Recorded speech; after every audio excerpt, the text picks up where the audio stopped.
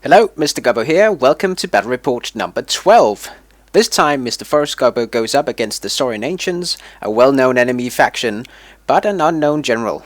This is the third and final battle out of 3 tournament battles. The tournament was organized by Pink Taco, with me as a goblin helper.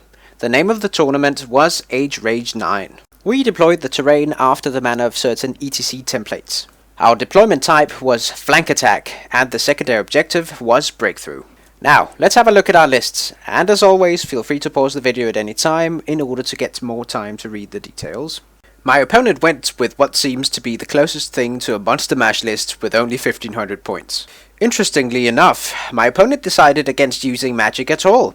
I really hope I can use this to my advantage. My decision to leave my war machines at home still comes back to haunt me. In regards to my list, you have probably already seen it in action 2 times before. A big forest goblin spear unit with the poison banner supported by a few chariots, the big green idol and a big shaman on a gargantula. The scrap wagon, well, let's see if it does anything useful this time around. In regards to spells, my level 3 goblin big shaman took the path of shadows, and he got the shadow miasma, devouring darkness and mind razor. All of them are very strong. To murder or to maim? That's the question. My level 2 Goblin Shaman chose the Path of the Little Green Gods and got the signature spell and spell number 1. If my Goblin Shaman gets lucky, he may be able to utilize the signature spell to kill some chaff units. And now, the battle plan. Number 1, the pointer gits and rock in the middle, the rest on the flanks. Number 2, kill the chameleons and wreck the caimans. Who cares about the right flank? Number 3, sneaky flank stuffs with the big spidey. Number 4, Number 5, victory. Having fewer drops, the Saurian Ancients naturally get the first turn. Again, 3 out of 3 times, I failed to get the deployment zone with a forest. Bah! Let's get on with it. The Saurian Ancients turn 1. In the movement phase, the Saurian Ancients move forwards, and the chameleon skinks get within range of my gargantula. The terrifying Alpha Carnosaur on my right flank looks hungry. Since there's no magic phase, let's go to the shooting phase. In the shooting phase, both chameleon skink units shoot at my gargantula, but they only cause 1 wound. That was lucky. And there's no close combat. It's time for the Orcs and Goblins turn 1. In the movement phase, my gargantula charges one of the nearby chameleon skink units, and the gargantula unfortunately takes a wound from the standard shoot charge reaction. My gargantula manages to reach the chameleons, and the scrap wagon impresses yet again, failing to roll 10 inches on 3d6 rerollable. The rest of my units generally stay put. In the magic phase, I managed to get off the boosted shadow miasma on the Saurian warriors, reducing their stats by 3, and my forest goblin shaman level 2 casts his magic missile on the Saurian warlord, causing a wound. What's going on here? And there's no real shooting, so let's go to the close combat phase. In the close combat phase, my gargantula destroys the chameleons and overruns into the caimans. This causes the remaining chameleons to panic and flee off the table. Perfect! My scrap wagon failed, but my gargantula delivered. And now to the Saurian Ancients turn 2. In the movement phase, the 2 Taurosaurs declare a long charge on the forest goblin horde. The goblins managed to put 1 wound on the Taurosaur during the stand and shoot charge reaction. Lucky for me, both Taurosaurs failed their charges. The rest of my opponent's units move forwards. No magic, no shooting, let's go to the close combat phase then. The gargantula causes 5 wounds but takes 2 in return. The caimans pass their break test. And now, the Orcs and Goblins turn 2. In the movement phase, I charged the closest BSB Taurosaur with my goblin horde and the big green idol. I also brain fart, and I declare charge with one of my chariots on the other Taurosaur. I don't know what I was thinking. How was it supposed to fit in there? Doesn't matter, fail charge. As you can see, the other 2 units make it. My scrap wagon then makes me proud. It hits the caimans. Who's a good scrap wagon? My other chariot sneakily moves outside of the line of sight of the Alpha Carnosaur. My skirmishers turn around and get ready to annoy. I then have an unlucky magic phase where I don't get a single spell through. And there was no shooting. In the close combat phase, my Gobbos narrowly win combat against the stubborn Taurosaur, who naturally sticks. My gargantula and scrap wagon finish off the last caimans, and my gargantula pivots. It's time for the Saurian Ancients turn 3. In the movement phase, the Saurian warriors declare charge on the nearby chariot, who naturally flees. The remaining unengaged Taurosaur naturally charges the idol and the Gobbos. The Alpha Carnosaur moves dangerously close to my idol. No magic, no shooting, let's go to the close combat phase. I finish off the BSB Taurosaur But the green idol, apparently unable to stomach the sight of too many dead goblins, decides to flee.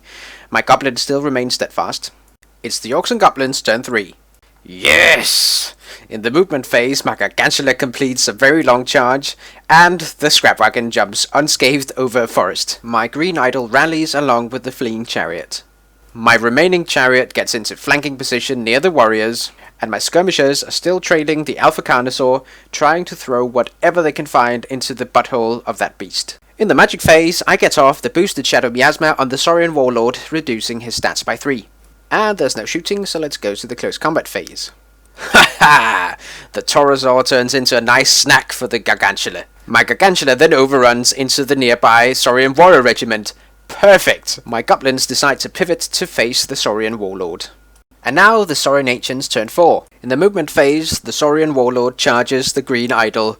Uh-oh. And since there's no magical shooting, let's go to the close combat phase. Well, what can you do against a monster hunter like that, causing D3 wounds? My sincere hope is that the Alpha Carnosaur broke a few teeth on the rocks. The Gargantula just munches on the Saurian warriors.